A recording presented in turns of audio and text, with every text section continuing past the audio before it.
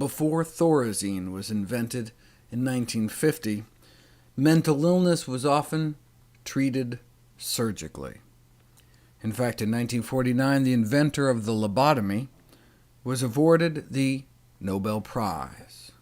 But before tens of thousands were lobotomized, colectomy was all the rage. There was this theory that bad bacteria in the gut, intestinal putrefaction, was the cause of mental illness, so the cure was to just surgically remove the colon. Yes, the surgery killed about 1 in 3, but when they didn't die, surgeons bragged that, for example, when he resected the colons of school children as a preventative measure, there was a cessation of abnormal sex practices, such as masturbation, which was viewed at the time as a precursor for mental illness later in life. There were others, though, that took less drastic approaches, suggesting one could instead treat this intestinal putrefaction by changing the intestinal flora. So over a century ago, there were reports of successfully treating psychiatric illnesses like depression with a dietary regimen that included probiotics. Doctors perceived a connection between depression and feces deficient in quantity and moisture, and very offensive in odor. So they gave people probiotics, and not only did people feel better psychologically, but their feces increased in quantity, became softer, more regular consistency, and the offensive smell diminishes. Concurrent with the probiotics, however, all patients were started on a vegetarian diet, so it may not have been the probiotics at all. This field of inquiry remained dormant for about 100 years, but a new discipline has recently emerged known as enteric, meaning intestinal neuroscience.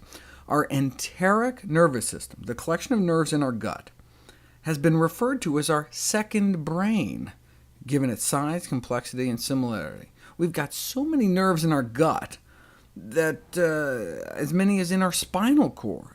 And it kind of makes sense. Right? The size and complexity of our gut-brain is not surprising when considering the challenges posed by the interface with our largest body surface. We have 100 times more contact with the outside world through our gut than through our skin. And we also have to deal with our 100 trillion little friends down there. It takes a lot of processing power. Now, anyone who's gotten butterflies in their stomach knows that our mental state can affect our gut. In fact, everyday stressors can affect the integrity of our gut flora.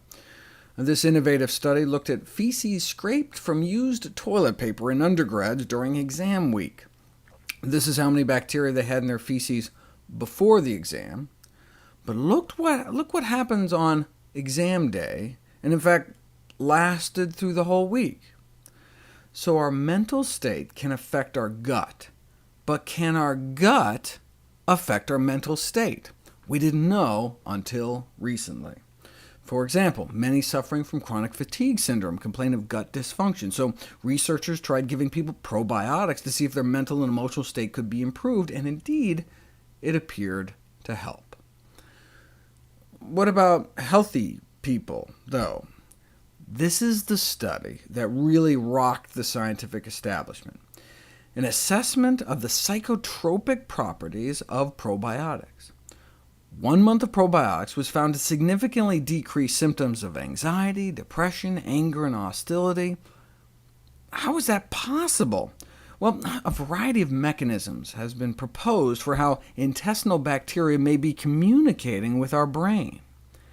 Until that study was published, though, the idea that probiotic bacteria administered to the intestine could influence our brain seemed almost surreal, like science fiction. Well, science, yes, but fiction, no.